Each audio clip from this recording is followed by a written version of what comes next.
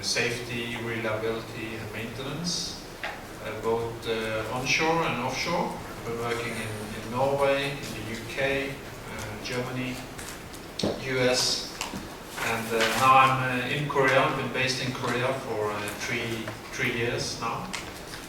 Also, I've been working with Dr. Bach on reliability and maintenance type of projects.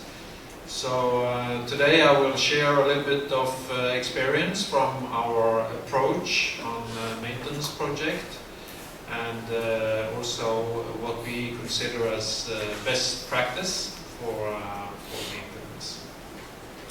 So my presentation will be focused more towards operational plans, not so much the kind of engineering phase. But some of it will also be relevant for engineering, of course, but the main focus will be on operational phase.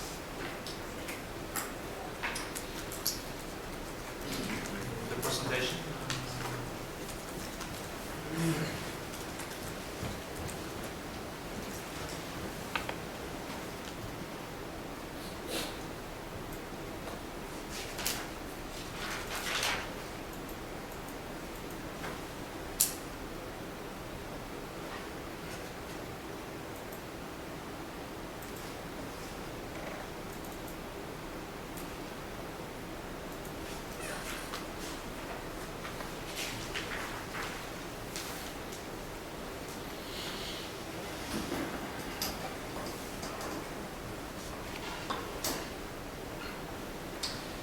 Okay, so when we are doing assessments, I think you can categorize what we're doing in 4 types of assessments.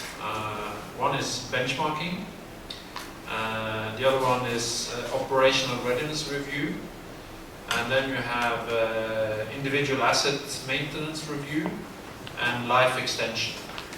And depending on what the client needs, we'll do a different approach. So I will explain a little bit more in detail what actually benchmarking means, what actually operational readiness review means, but those are the typical examples of assessments we're doing. So the first one, benchmarking. In this case, when we're talking about benchmarking, we're talking about typically when clients come to us and they have multiple assets, say you have multiple refineries, maybe even in multiple countries, and you would like to benchmark the performance of within reliability, maintenance, and the management of reliability maintenance between different assets. Then we are doing benchmarking. So the typical thing is that we are collecting company standards, and we are taking the company standards and creating an assessment protocol where we are comparing how the different assets are performing based upon different set of criteria, and the goal is to improve production and production losses, and improve reliability, but also sometimes to find possibilities to reduce operation and maintenance costs. Every company will have a different starting point. Some companies will have a starting point of improving reliability, reducing losses, and other companies will have a focus on reducing the cost, the operational maintenance cost, or maybe also utilizing the existing operational maintenance resources more efficiently. So every company is different in this regard, but here you see an example of basically different assets performing differently. So you can, for the maintenance function, you can aggregate the results and find out which refinery or which offshore platform or which petrochemical asset is performing the best in your company. What this is doing, this benchmarking, is actually quite interesting, the dynamics what it's creating, because people by nature are very competitive. So when they're seeing that they are a top performer, or when they're seeing that they are a bottom performer, that will create a reaction amongst the managers in that specific plant. They don't want to be bottom performer. That's, so it will raise the awareness of actually improving the performance within the asset. And also it's increasing the ownership to internal company standards and procedures. So benchmarking can be very powerful in terms of improving the performance for specific assets.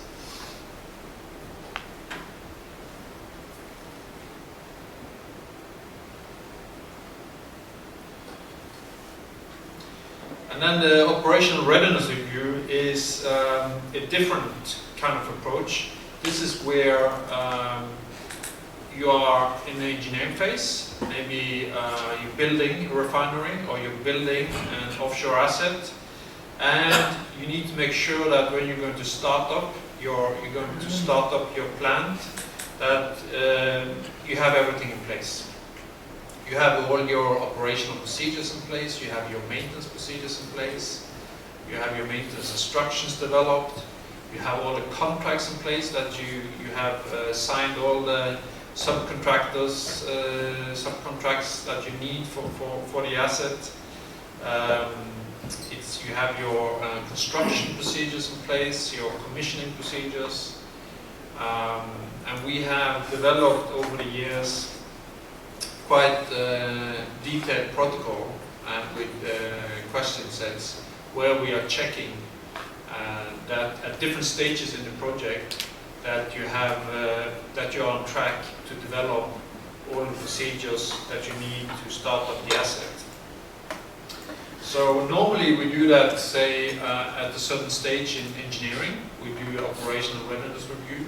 Then we repeat the review, say, early construction, maybe 20% construction complete, and then 80% construction complete. We can do the operational readiness review at different stages in the project. And you can see here which kind of elements we cover in this review. So planning and policies and construction, commissioning, maintenance, operation, compliance, management of change, etc. So there are different elements covered in this review. And normally you will improve the score. The closer you move to startup, the closer you move to when you're going to start up your plant, you will be getting more and more ready for operation.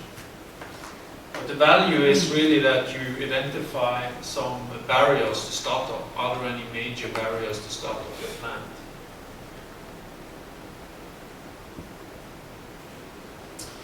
And then another type of review is the individual asset maintenance review. And this is a little bit different to the benchmarking review, because here we in DBGL, we're bringing in what we consider as best practice for reliability and maintenance. We bring in our protocol, our expertise, our knowledge on best practice for managing maintenance, and you can use that as a benchmark for your procedures for how you manage reliability and maintenance. So in a way, it's like comparing. We consider what we have kind of in a way as a world-class management of maintenance, reliability, and we take the world-class and we look into your company and compare world-class with what you are doing. So again, the typical issues is that maybe you want to reduce your losses, your production losses, improve reliability, or you want to reduce your general cost level, or you want to improve the efficiency of the resources you have. So we bring in the protocol, and we bring in the criteria for meeting world class, and we are comparing that, we are sharing that with you, so you can really understand what is world class, what it takes to be world class. And normally we do, like, say, 2 to 3 weeks review in your plant. We come to your plant, we do a lot of interviews with your personnel at all levels, at management level, maintenance management, plant management, operational management, engineering management, technicians, mechanics, electricians, all the relevant disciplines. We do a lot of interviewing, understanding how you do your maintenance, and and it could be 2 weeks, could be 3 weeks, could be 4 weeks. It depends, but typically it's say minimum 2 weeks to do the maintenance review. I think one of the first things we would like to understand when we are meeting a new client is what are the real issues that you are facing. What problems are you having? And it always takes a little bit of time before we understand and we get fully alignment on what the problems are. But typically it could be poor reliability. But if you have poor reliability, do you know why? Do you know why you have poor reliability? Is it technical? Or is it because you have a lot of human error in your plant? Or you may have aging equipment. Maybe your plant is like 30 years old, 40 years old, and the problem is really the condition of the equipment. Then that could be something we need to look into. Or it could be that you are managing your procedures are not as per best practice. So your planning procedures, maintenance procedures are not meeting best practice. It could be that you have a very poor maintenance program. So the quality of your maintenance program will not contribute to a good reliability. It could also be that you have too many human errors, that the operators are pushing the wrong buttons, they are interfering in the wrong way with the equipment. That could be, we see frequently that is a problem. And you could also have just a poor design. Maybe you have some systems that were designed 30 years ago. The control system is not it's not doing what it should be doing. Maybe it's got some interface issues with new and old control systems. And maybe also you have too high maintenance cost. You got too many people. You got over capacity on your maintenance. So there could be many issues. It's always interesting to have a dialogue on this. What's the real issue? Why do you have poor reliability, or why do you have high maintenance cost, etc.? Normally we will find this out anyway during our review, but typically what we are reviewing is we are looking at plant data, say operational data, production loss data, reliability data. We are looking at maintenance records, failure data, looking at what kind of failures do you have. We are interviewing, we're doing a lot of interviewing and get the staff's opinions on the issues. We look at failure reports. If you have done some root cause analysis on your failures, we look at that. We do physical examination, so we will normally have a plant site tour. And we do look at your procedures, your maintenance methodologies. And then we collect all the findings, and then we normally have at the end of the review, we'll share our thoughts on the areas for improvement and our recommendations for improving.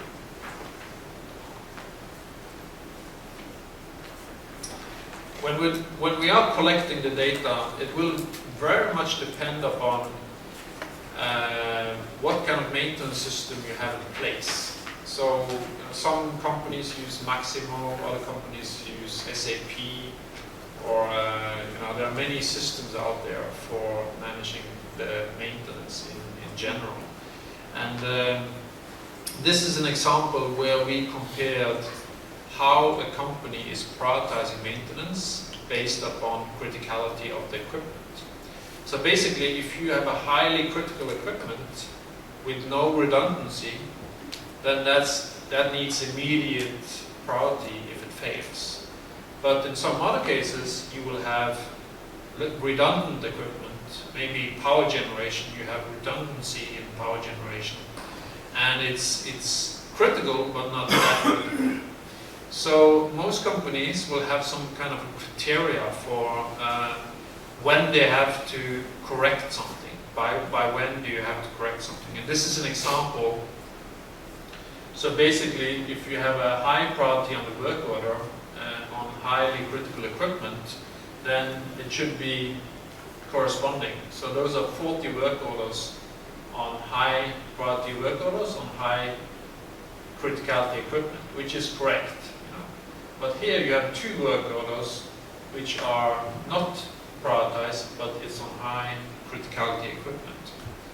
Or on the other end, you will have here 201, or say this one, 102 work orders on low criticality equipment, which is prioritized as high.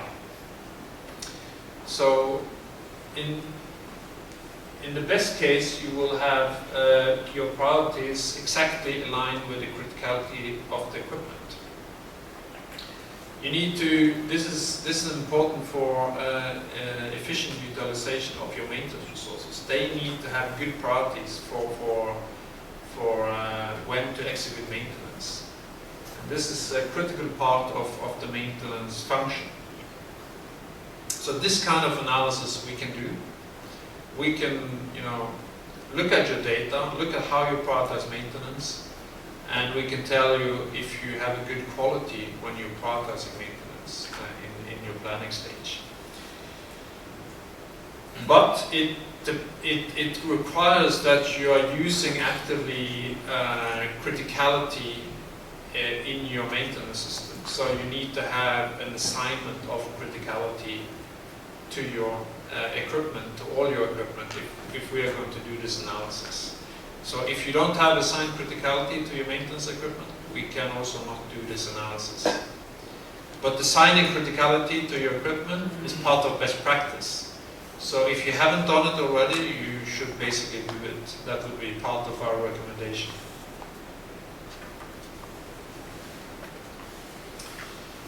So when we are looking at maintenance management and best practice, we are looking at 9 elements. It could be 10, it could be 12, it could be 7, but we have 9 elements for maintenance. So this is, in a way, what we're saying is if you're succeeding within those 9 elements of maintenance, you are world class, basically. If you're meeting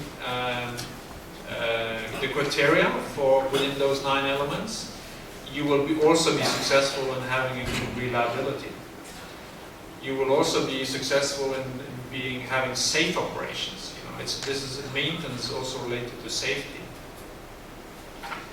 So this is the way we in DBGL views the world in terms of what is critical for succeeding in maintenance.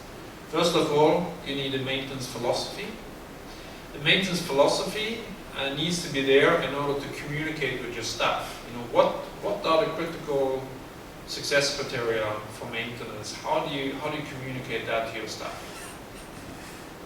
What you as a manager, you need to communicate how the people are going to be successful and what do you believe in, and that's the maintenance philosophy.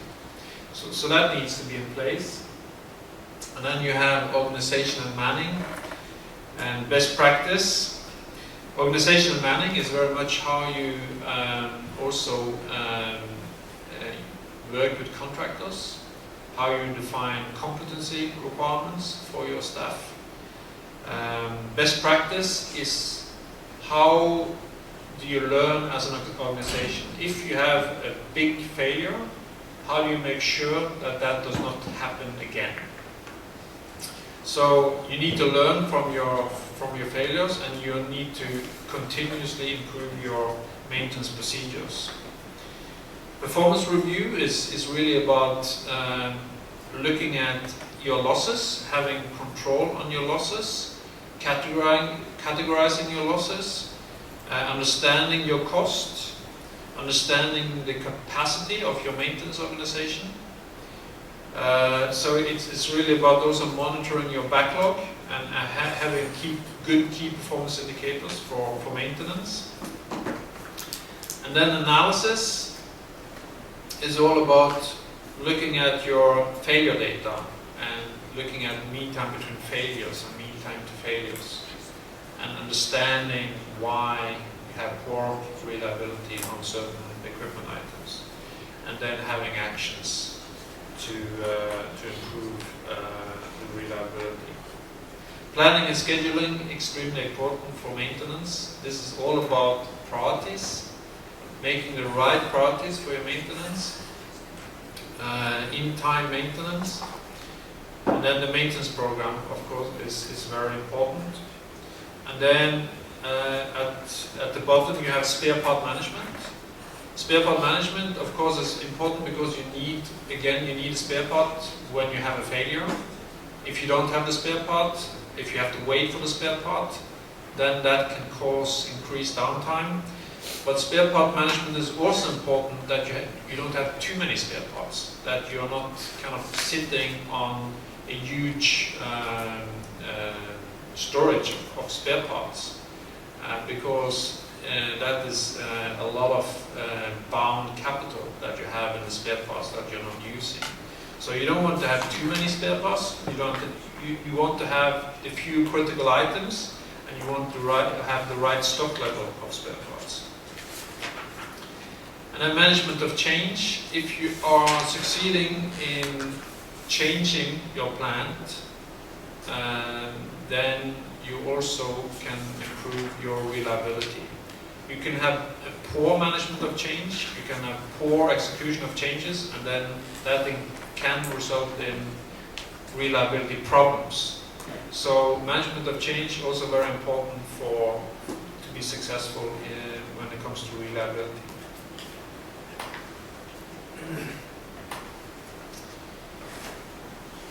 So when we are looking at your management system, all your procedures, we are looking, are the procedures available? Do you have procedures? And some companies run without procedures, but mostly not successful. I think you need a certain level of procedures to be successful.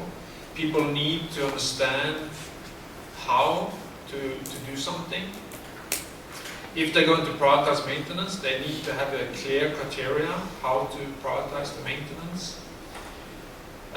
If they're going to do a certain task, isolating something, they need to have a clear procedure how to make equipment isolation.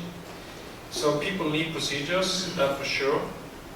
And we are looking at the availability and the completeness of your procedures against best practice. And then we are also looking at to which degree are the procedures followed. Not always are they followed. Even though you have procedures, people may not choose not to follow them. And that is definitely not good if you don't follow the procedures. And then we compare procedures against best practice, and also to which degree you are updating your procedures. Because if you are not updating procedures, it means that you are not improving. You're just staying at the same level. Updating procedures means that there is a continuous improvement within your organization.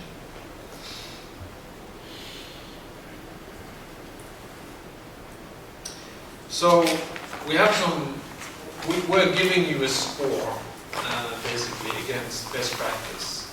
Actually, the actual number of score that we give you is not that important.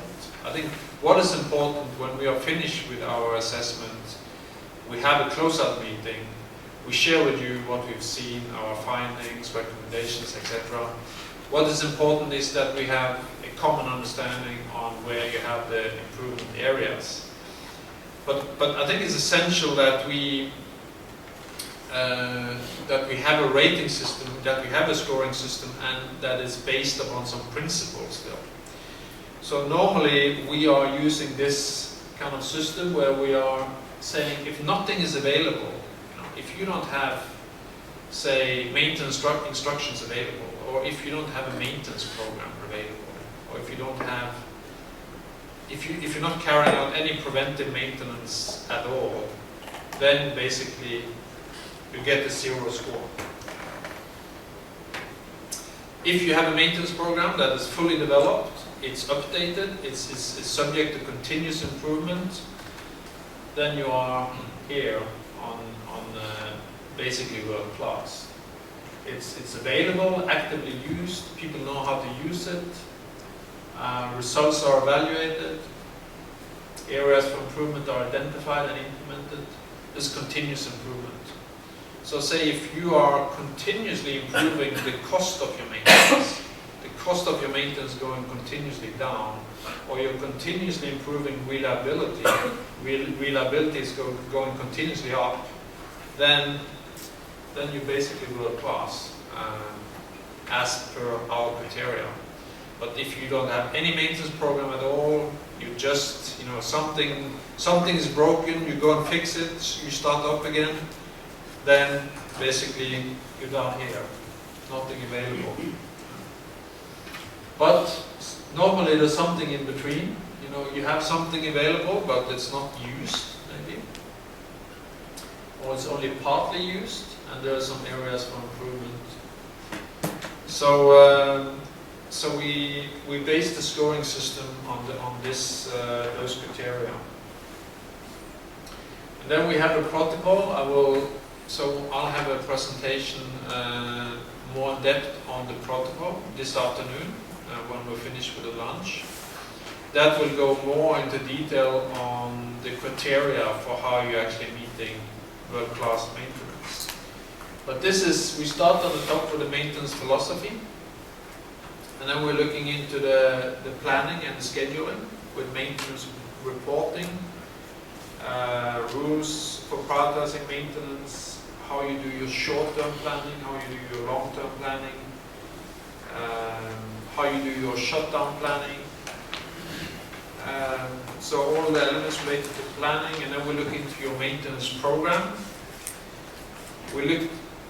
Is your maintenance program risk-based? Normally, if it's not risk-based, then you may do too much maintenance on low criticality equipment. If you have the same level of maintenance on all equipment, regardless of the criticality, then you're basically not meeting best practice. Have you done the criticality assessment, or what we call the consequence classification for your equipment? Have you categorized the redundancy of your equipment in your maintenance system?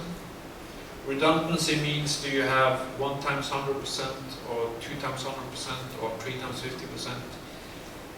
That's the redundancy. And sometimes, like for the power generation or whatever, you will have a redundancy. If you lose one source of power, you will always normally have some redundancy, and that should be reflected in your maintenance system. So the maintenance program, and then the management of change is looking into: do you have a process in place? Are there operational personnel available for management in the engineering process? Is there a clear criteria for what is a change? That is quite important, because if everything is a change, then you will have a lot of admin work with a change. But if you can do big changes without following the process, then that could lead to some negative consequences. So you need to have a clear criteria for what is a change. So, and you see here on the right that you have different scoring. So the maximum score for planning and scheduling is 30, basically. So if you're receiving a 30 on planning and scheduling, then you are meeting best practice. You're world class on planning and scheduling.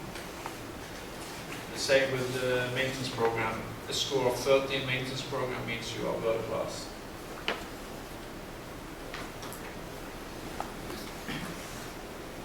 And same with spare part management, you have some criteria. And performance review, organization and manning, analysis and best practice. But I'll get back to more specifics on this after lunch. So this is how our protocol looks like. This is our assessment tool. So this is basically looking at maintenance reporting.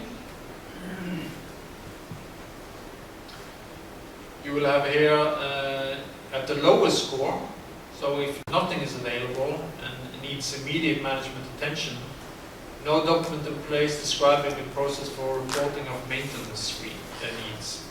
So there is an ISO standard that you can use to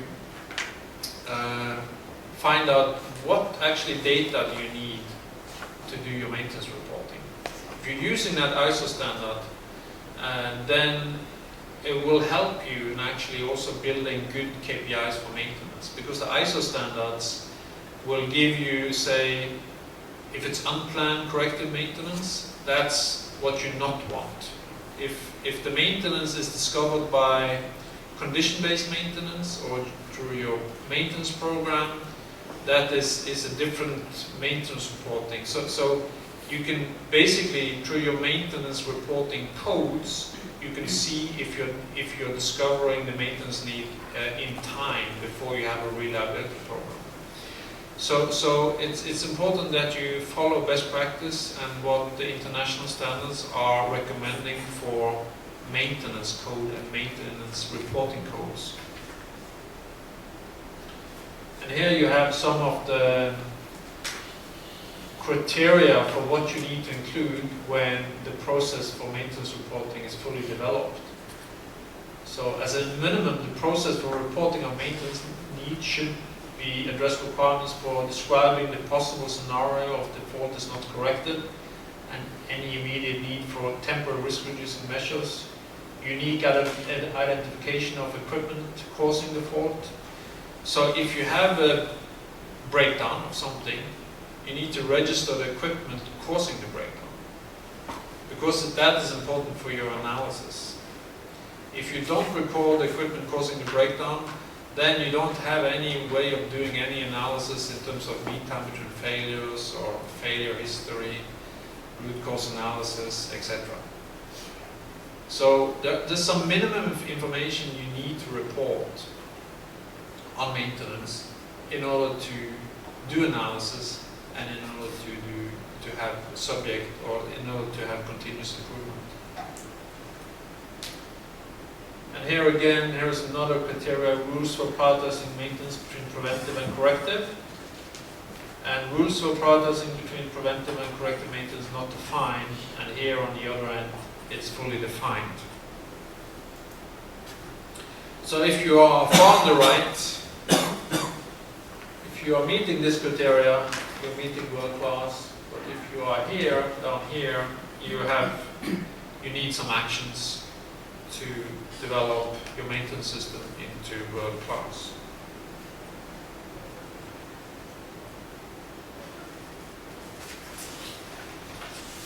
The basis for our analysis, when we are looking into how are you doing, say, root cause analysis. If you have a big breakdown of some pump or some compressor, some bearing failure, some misalignment of a shaft, etc., how do you go on about doing the root cause analysis for that catastrophic failure? Maybe that loss, that single loss, made you lose 1 day production. Maybe that single loss cost you, maybe the catastrophic failure, you need to get a new compressor. It will cost you a lot of money. So how did you go on about finding the root cause for failures that have a big impact? And we are looking into how, in our maintenance review, we are looking into how you're doing that. And if you are really identifying the root causes. Because some companies, they just, okay, too high vibration, we replace the bearing, and then we fix the problem. But actually the problem is not fixed, because maybe the foundation is not right, maybe there's some misalignment issues, and you need to go back to the drawing board and really find out what was the root cause. You need to fix the root cause, and then you need to make sure it doesn't happen again. So we are looking into what was the loss, what was the incident, what were the immediate causes, the basic causes, and then we need some root causes that is linking it back to lack of control and management system issues. And we see, because a lot of what is important to acknowledge is that human error is a big part of reliability. When we have been looking, this is a case, this is a specific case where we went through, I think, around 2 years of production, 1 year of production losses. And normally there are quite a lot of production losses during 1 year. It depends on what industry, but this was for an offshore asset. For an old offshore asset, maybe 50, 20 years offshore assets. And we did a high-level categorization of all the production losses and figured out that 26% of all the production losses were related to human error. And then 15% on lack of control and leadership. So that's related to procedures and control. And then 33% related to poor design. On this specific case, I can share with you it was related to the control system, because they had a very old, outdated control system, which caused them a lot of problems. It was not only that, but the control system was part of the problem. But you have to acknowledge that poor design sometimes is a big factor in reliability. And then only 8% related to quality of the maintenance program. So back to the question: what is the issue? What is the pressing problem? Is it really the maintenance program? Is it human error? Is it poor design? It's very good to have a kind of a very high level understanding of what are the real issues.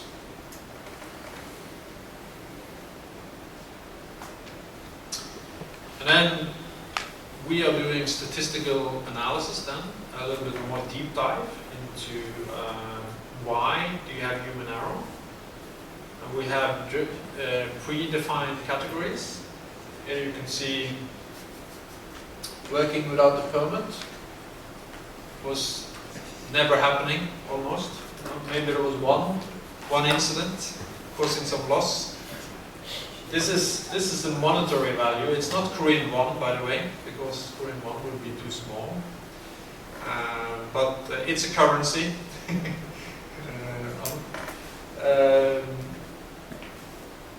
It's actually Norwegian NOK. So if you 120 million Norwegian NOK, it's a big value anyway. If you're looking at the total sum of losses. If you have a 1 hour production loss, 1 day production loss, that can be a lot of money in loss. So here in this case, operator initiates error or error maintenance and repair, violating procedure for operation are the three top categories of human error.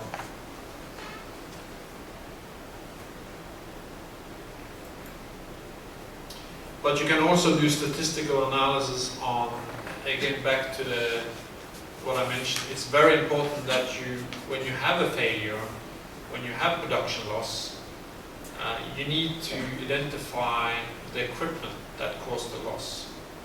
Because if you identify the equipment that caused the loss, you can do statistical analysis on what equipment type are causing you most of the problems.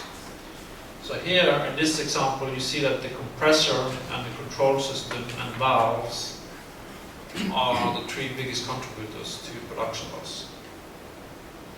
Normally, you should think that valves should not be a problem, but we often see valves are a problem.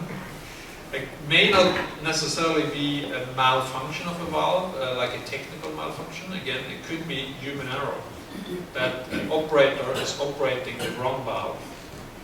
He's maybe going to do maintenance on the system, and he thinks he's doing maintenance on the system B, but is actually doing maintenance on system A. So it could be related to tagging, unique tagging of systems. So the question is, are you identifying the equipment when you have a loss? Are you able to make statistical analysis like this chart is showing? If you are in that position, then you are in a good position because you can learn from what's happened in the past. If you're not in that position, if you don't have the data, if you're not categorizing your losses, then you're not able to learn. You're not able to do continuous improvement.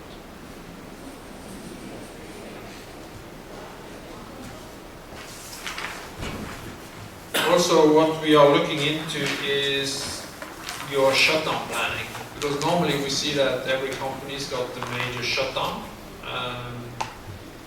This is the yellow, the big yellow one here is the major shutdown. You do your shutdown planning. And normally, what most companies do is they try and push everything into the shutdown planning so that they can do as much as possible. But only shutdown dependent work should be done in the major shutdown. If you're doing all kinds of other things also in the shutdown, then it's likely that the shutdown will take you longer than planned. So you need to challenge what you're doing in your shutdown. And also what we're looking into is that if you should have put more stuff into your shutdown, because in reality you will have planned corrective maintenance, preventive maintenance, unplanned corrective maintenance, all close up to your major shutdown. So we're looking into if you are also looking into if you have an unplanned shutdown, then you can do preventive maintenance requiring shutdown in that period, which we have a name for it, we call it opportunity-based maintenance. Some preventive maintenance you can only do when the plant is shut down. Like internal tank inspection, as an example. You can only inspect the internal condition of the tank if you have a shutdown. So if you have a long shutdown, maybe you can do an internal tank inspection. Or like an emergency shutdown valve, you can only fully test emergency shutdown valve if you have a shutdown. So again, there are certain things, certain activities that you need to do when the process is shut down, and it's important that you're utilizing those opportunities.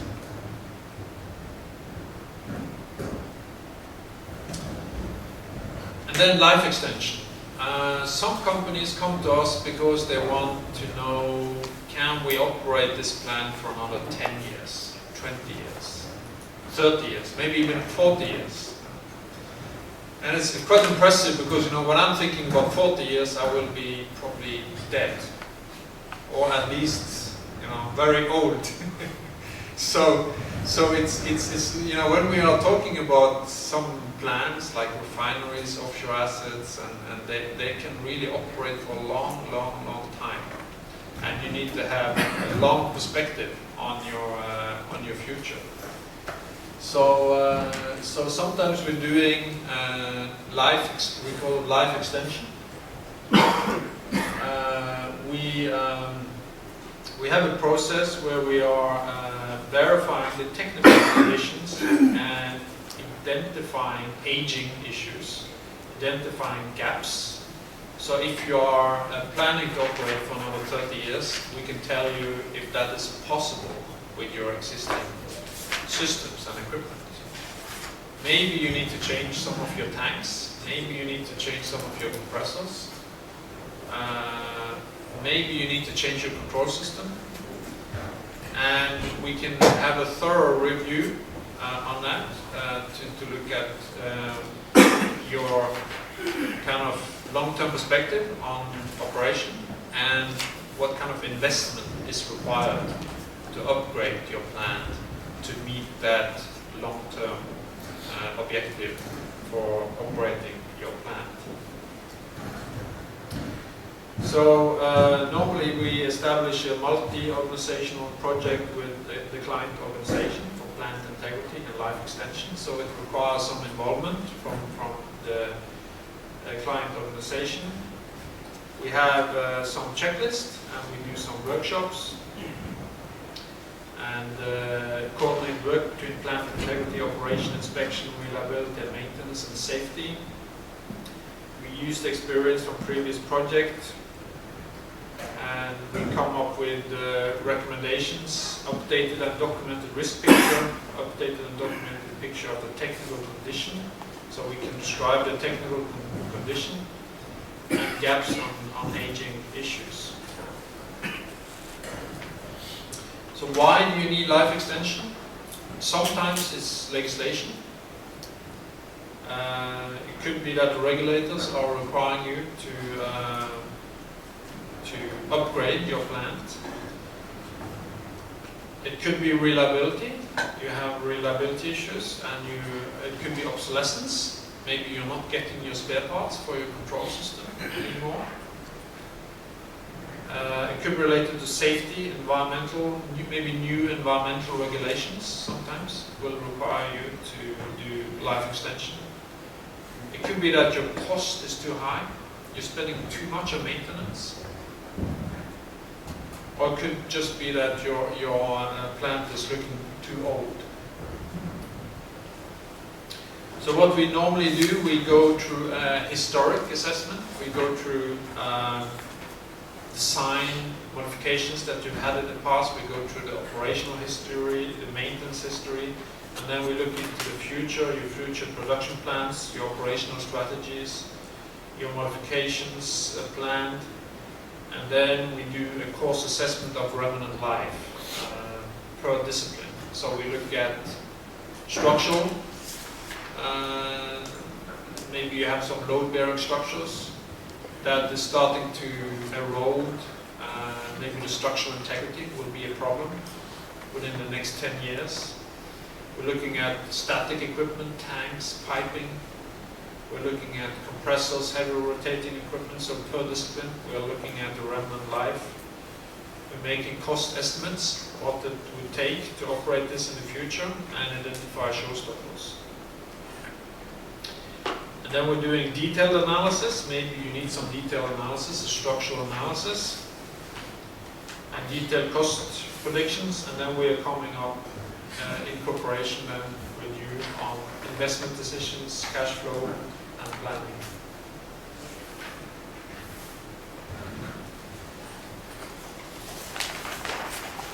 So in a way, the technical condition is a description of today's situation. What kind of maintenance is being performed, what upgrades have been made, inspection results, and then the planned upgrades, planned repairs, planned maintenance, planned modification, non-conformities, and then there is a lifetime evaluation.